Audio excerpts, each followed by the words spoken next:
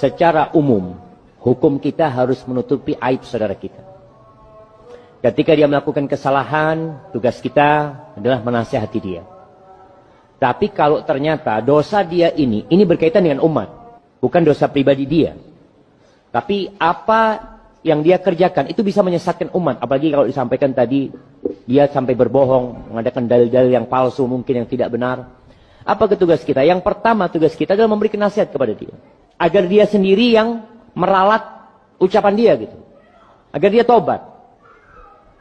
Tapi kalau dia nggak mau, nah, kita lihat maslahatnya. Apakah perlu dibongkar, disampaikan kepada umat, agar umat berhati-hati dengan dia.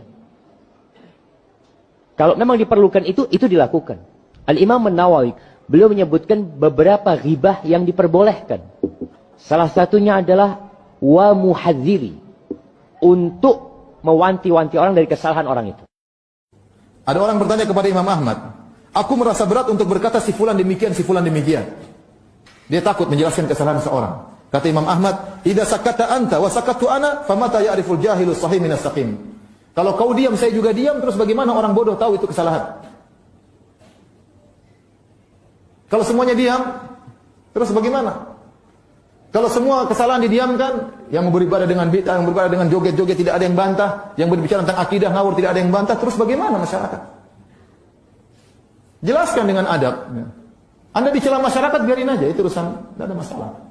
Ya. Urusan Anda dengan Allah Subhanahu Wa Taala. Tugas Anda menjelaskan apa? Kebenaran. Yang kesalahan harus diingatkan. Kalau Anda tidak jelaskan, orang-orang tukang pencela tersebut, bagaimana mereka tahu bahwasanya orang ini salah? Dan subhanallah, terkadang kita menjelaskan kesalahan, orang-orang itu celah kita, tidak ada masalah. Yang penting kita tahu itu salah.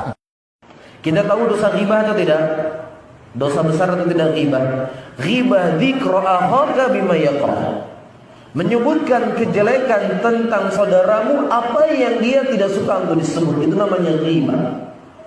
Tetapi kata Imam Hasan Al-Basri, tidak ada yang namanya ghibah kepada pelaku bid'ah.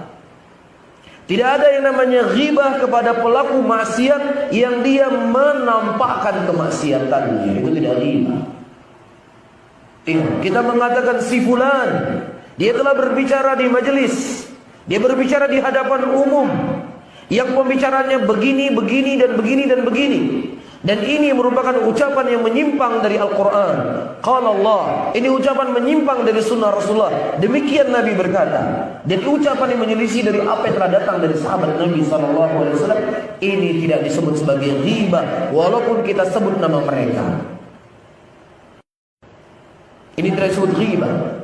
Ditanyakan kepada Imam Ahmad rahimahullah, wa imam, mana yang lebih mulia, seseorang salat malam berpuasa atau menyebutkan kekeliruan, kesalahan orang-orang yang menyimpang dari agama ini?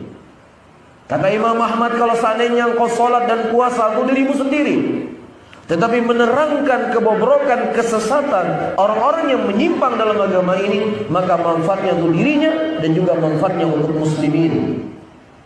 Kita ketahui bahwasanya Nabi kita adalah orang yang paling menjaga lisannya. Dan beliau sendiri yang mengkhabarkan bahwasanya ghibah itu adalah muharram. Tapi dari sisi lain, ini bukan menunjukkan Rasulullah tidak mengamalkan ilmu, tidak. Tetapi Rasulullah ingin menjelaskan di dalam agama ini ada ghibah yang dibolehkan, ada ghibah yang tidak dibolehkan. Di dalam kutipan ceramah penjelasan kitab Ighathatul Lahafan, Asy-Syaikh Al-Allamah Profesor Dr. Shalih Al-Fauzan hafizahullah berkata, ad-da'iyatul ladzi la yuhadzir min du'atid dhalal yu'tabaru minal katimina lil ilm. Seorang dai yang tidak mengingatkan bahaya kesesatan para dai yang menyimpang, maka dia termasuk orang yang menyembunyikan ilmu.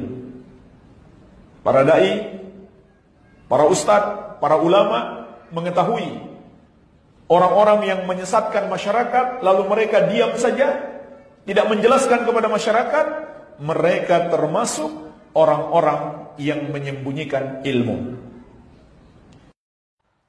يقول هل الكلام في دعاة الإخوان المسلمين وعيام من الغيبة؟ لا والله ليست غيبة.